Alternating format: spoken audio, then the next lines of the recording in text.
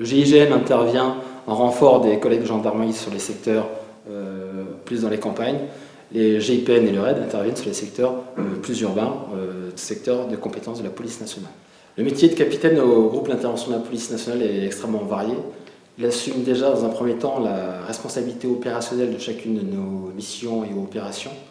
Il participe en amont à la préparation des missions. Il a également une responsabilité au sein de l'organisation de son service, de son recrutement, de la formation continue, du choix du matériel. Il se doit également de participer au maximum à l'entraînement technique et physique en même temps que les fonctionnaires du GIPN.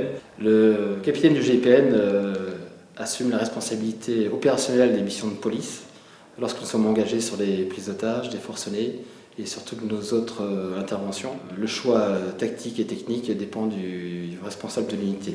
Nos missions sont extrêmement variées au niveau national. Il y a 10 GIPN répartis sur le territoire français. Nous effectuons une douzaine de prises d'otages en moyenne sur l'année et un peu plus de 70 forcenés.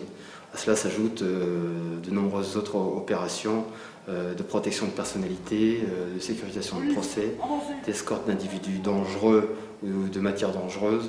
En dehors des missions opérationnelles qui bouleversent bien entendu notre programmation d'entraînement, on a bien entendu de nombreuses séances de tir en dehors du temps et des créneaux réservés pour les spécialistes, que ce soit les spécialistes corps, les spécialistes pour les tirs haute précision, les spécialistes de l'effraction.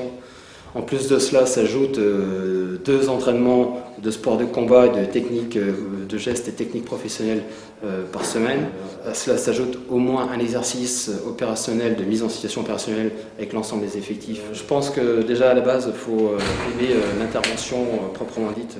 Cela nécessite également un entretien physique et un apprentissage au niveau des techniques de police rigoureux et réguliers tout au long des années.